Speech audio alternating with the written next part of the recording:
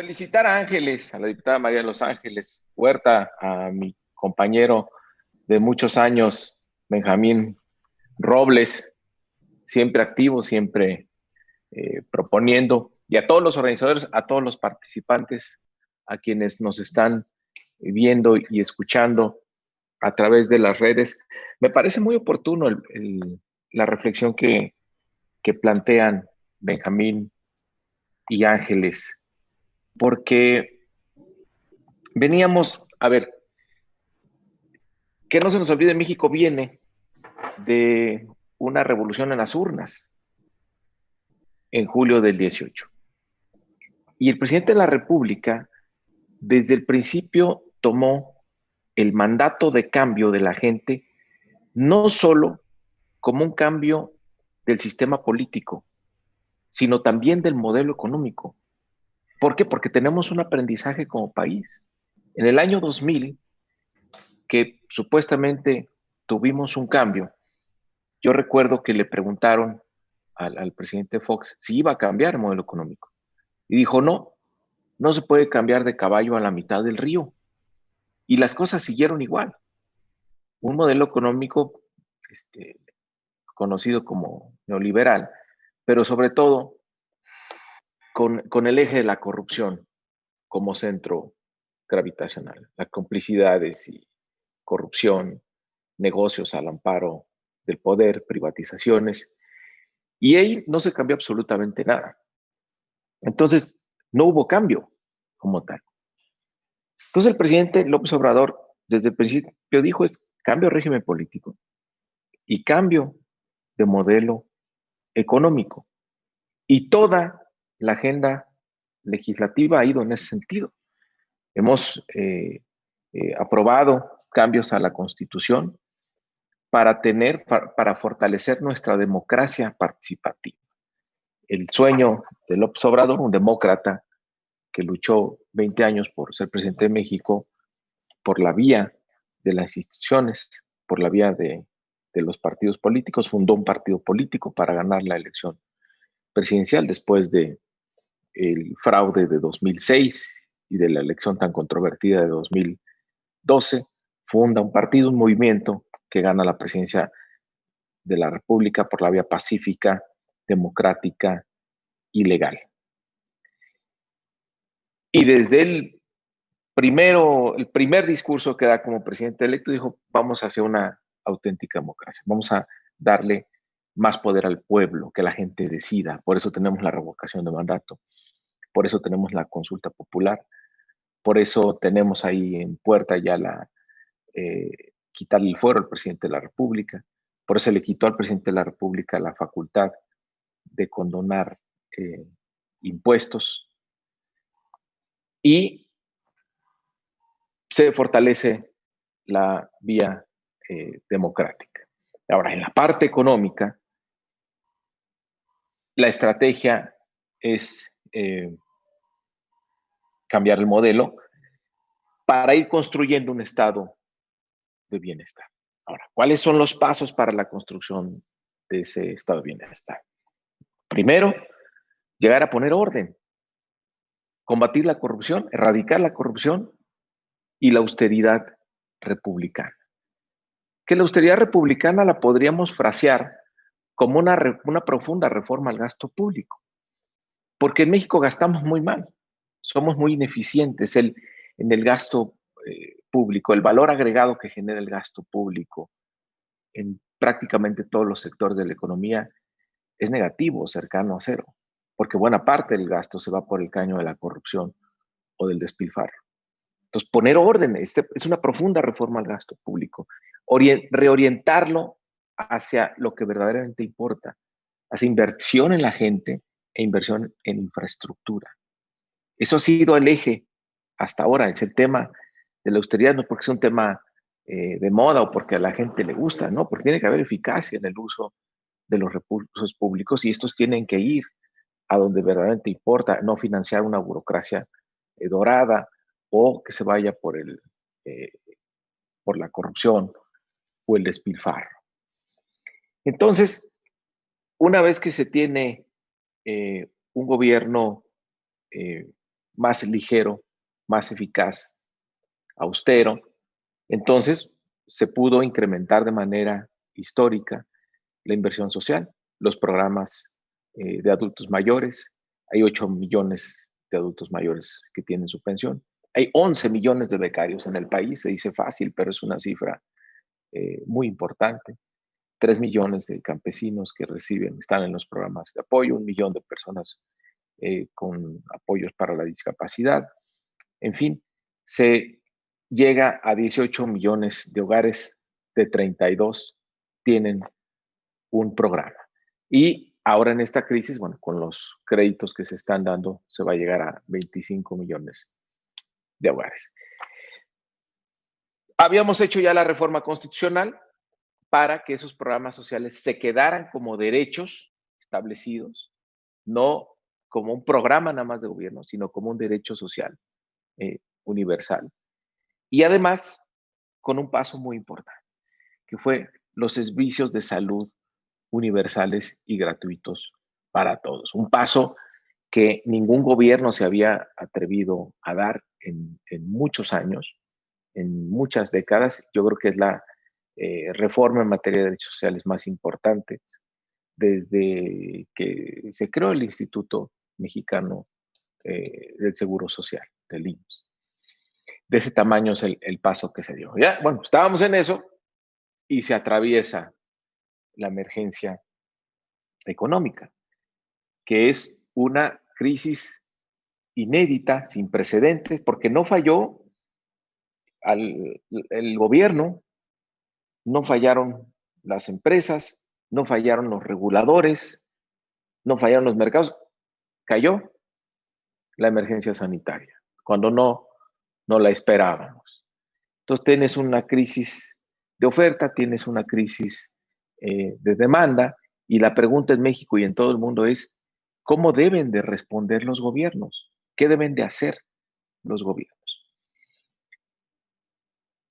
Y la emergencia sanitaria puso al descubierto pues, un modelo con una tremenda fragilidad.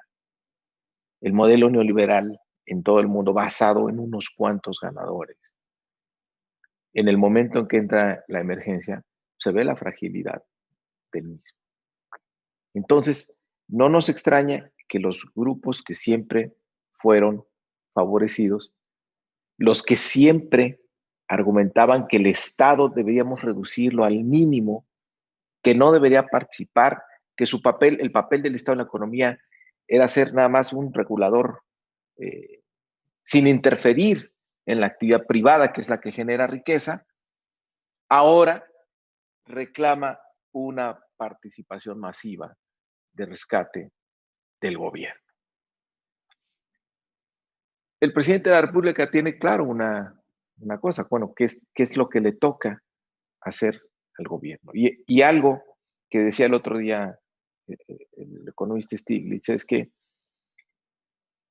la intervención de los gobiernos en esta crisis no tiene que dar como resultado lo que teníamos antes, una mayor concentración de la riqueza y los mismos ganadores de siempre. La emergencia es una oportunidad para replantear justamente el modelo económico y replantearlo a partir de las fallas evidentes que estamos viendo. Entonces, ¿qué estado queremos después de la pandemia? Pues está claro que necesitamos estados más fuertes, más democráticos. El tema de salud, pues yo creo que ya el tema de salud va a tener que empezar a ser tratado, no, ya no como un negocio en México o en ningún país, sino como un bien público global.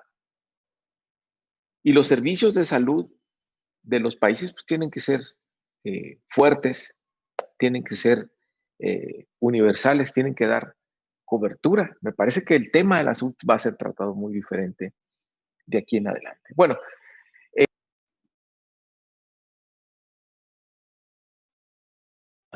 la gobernanza global.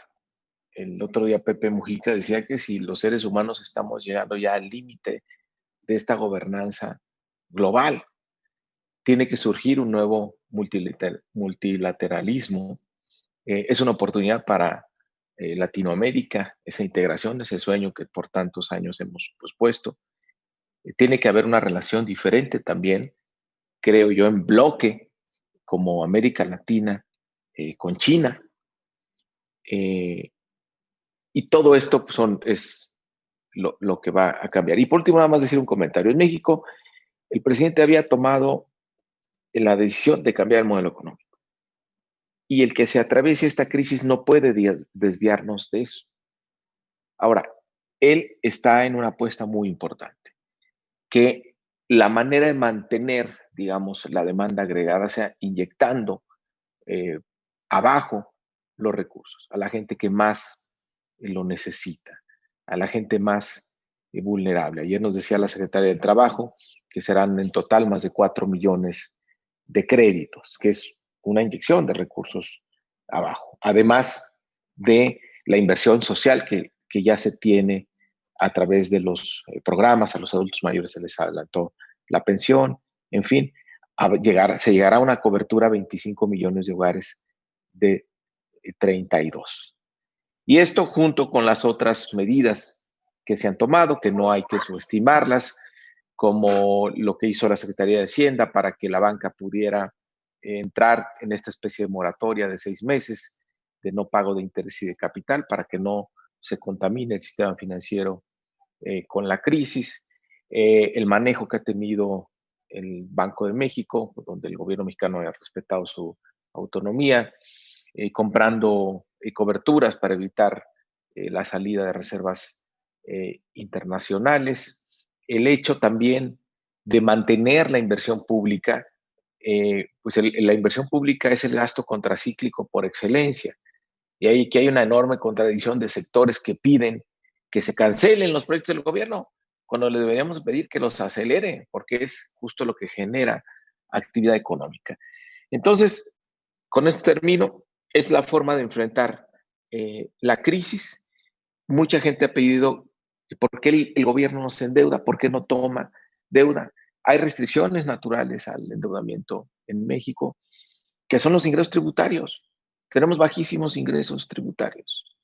Y si México, si el gobierno mexicano toma la deuda programada para este año que le autorizó el Congreso, pues la deuda, por la depreciación que tenemos, el 20% de la deuda que tenemos es en dólares, y porque el PIB se va a hacer pequeño, porque no vamos a crecer, la relación deuda-PIB, sin tomar un peso de deuda adicional, se va a deteriorar de 45% a 52%, es la estimación de Hacienda. Entonces, a partir de ahí, ¿cuántos puntos más queremos sumar de deuda? Y eso, ¿cómo va a impactar en el costo financiero de la deuda? Que casi es $1 billón, 800,000 millones de pesos de un presupuesto de 5 billones. Y pues, con una tasa de interés que ha venido bajando, pero que no se puede comparar la tasa de financiamiento que tiene el gobierno de los Estados Unidos o los países europeos, donde la tasa real es negativa, es decir, no tiene costo para los gobiernos en endeudarse. Entonces, si hay una restricción a tomar deuda, no es tan libre como muchos piensan, que el gobierno puede salir y a tomar 10 puntos del PIB y empezarlos a gastar. Entonces, me parece que el gobierno ha sido prudente, ha sido oportuno y tiene ahí esa capacidad de endeudamiento. Por si vamos a escenarios más pesimistas, ahí el gobierno tiene todavía toda esa capacidad de reacción. Y con esto termino. Sigue pesando sobre la economía de México y de todo el mundo el factor clave aquí, que es la incertidumbre que genera que todavía no tengamos una cura y una vacuna. Entonces, normalmente tendemos a pensar como que pues ya vamos a salir de esto y no, o sea, el fantasma del rebrote se pasea todavía por algunos países, los que ya superaron la parte complicada de la curva. Entonces, tal vez estemos entrando a un periodo más largo de lo que nos imaginamos, donde haya la necesidad de una intervención, de una política monetaria y una política fiscal más agresiva durante varios años. Entonces, creo que el presidente está enfrentando bien esta crisis y a partir de los datos pues vamos a tener distintas políticas. Bueno, muchísimas gracias por invitarme y por participar y saludo a todos los ponentes. Muchas gracias a ti.